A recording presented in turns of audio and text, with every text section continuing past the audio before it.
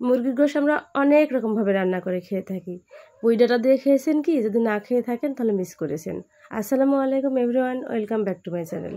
প্রতিদিনের মতো চলে আসলাম আমি শিউলি আক্তার শিমু আপনাদের মধ্যে নতুন একটা ভিডিও নিয়ে। আমি এখানে মুরগির গোশগুলোকে ভালো করে পরিষ্কার করে ধুয়ে কেটে নিয়েছিলাম।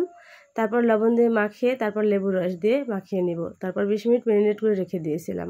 এরপর সরিষার তেলে দিয়ে দিলাম পেঁয়াজ কুচি, তারপর দিয়ে দিলাম মশলা, তারপর দিয়ে দিলাম তেজপাতা, দিয়ে একটু বাদামি করে ভেজে নেব। নিয়ে এখানে আমি সমস্ত মশলাগুলোকে অ্যাড করব।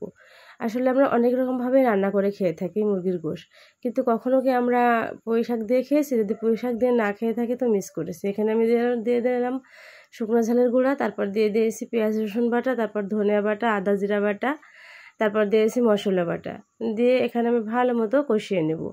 যত ভালো মতো কষানো হয় প্রতিটা রান্নার স্বাদ কিন্তু ততটাই ভালো হয়।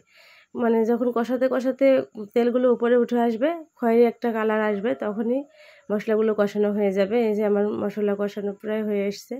এবার আমি এখানে অ্যাড করে দিব গোশগুলিকে, দিয়ে দিলাম ম্যারিনেট করে রাখা 20 মিনিট ধরে ম্যারিনেট করে রাখা মুরগির গোশগুলিকে, দিয়ে এবার আমি দিয়ে দেবো পুঁই ডাঁটা। সেই স্পেশাল রেসিপি আর কি বলতে পারেন। আমরা তো অনেকভাবেই মানে মুরগির গোশ খেয়ে থাকি, আলু দিয়ে, ডাউল দিয়ে, অনেক কিছু দিয়েই, কিন্তু পুঁই ডাঁটা দিয়ে কি খেয়েছি? যদি না খেয়ে থাকি তো আসলেই মিস করেছি।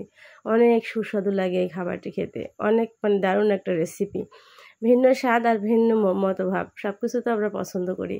আসলে আমরা যখন নতুন কোনো কিছু ট্রাই করি তখন আমাদের মনের ভাবটা অনেকটা বেড়ে যায়, খাওয়ার আগ্রহটাই বেড়ে যায়। আসলেই খেতে অনেক মজার হয়েছিল, অনেক মজা করে খেয়েছিলাম আজকে পুঁই ডাঁটা দিয়ে মুরগির গোশগুলি। আমি এর আগে একদিন রান্না করেছিলাম, আজকে দিয়ে 2 দিন রান্না করলাম পুঁই ডাঁটা দিয়ে মুরগির গোশ। দেখতেই পারতেছেন আমার কষানো প্রায় হয়ে এসছে, একদম কষা কষা খয়েরি রং এসেছে। এবার আমি দিয়ে দেবো পরিমাণ মতো ঝোল। যত ভালো মতো কষানো হয় প্রতিটা রান্নার স্বাদ কিন্তু দ্বিগুণ হয়, এটা আমরা সবাই জানি, কম বেশি সবাই জানি। যারা নতুন রাঁধুনি তারা হয়তো এটা বুঝতে পারি না, কিন্তু যারা আমরা দীর্ঘদিন রান্না করে থাকি তারা নিশ্চয়ই আমরা এটা বুঝি। কষানোর ভিতরে লুকিয়ে থাকে প্রতিটা তরকারির স্বাদ।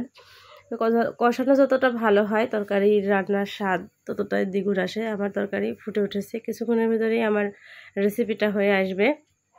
আসলে আমরা প্রতিদিন একরকম একঘেয়েমি খেতে খেতে মানে খাবারের স্বাদটাই হারিয়ে ফেলি। পরিবারের মানুষগুলোও কেমন যেন একঘেয়েমিতে আসে। আপনারা একটু বুদ্ধি করে যাতে একটু অন্যরকম কিছু ট্রাই করে দেখবেন, তারা অনেক খুশি হয়, খেতেও তাদের অনেক মজা লাগে, আর খেতেও পছন্দ করে। আর পরিবারের সকলে যখন অনেক মজা করে খায় তখন খুবই ভালো লাগে, খুবই ভালো লাগে আর কি। এই যে আমার রান্না কমপ্লিট। এবার আমি মানে প্লেটে সাজিয়ে নিলাম খাবারটি খাওয়ার জন্য। দেখতেই পারতেছেন পুঁই ডাঁটা দিয়ে মুরগির গোশ, কালারটা কত সুন্দর এসছে। আর এখানে ঝিঙে ভাজা ছিল, আর তারপর লেবু, পেঁয়াজ। আমি অনেক মজা করে খেয়ে নিয়েছিলাম, পেট পুরে পরিবারের সকলকে নিয়ে ভাত খেয়েছিলাম। আজকের ভিডিও এই পর্যন্ত। সবাই ভালো থাকবেন, সবাইকে নিয়ে ভালো থাকবেন। আল্লাহ হাফেজ।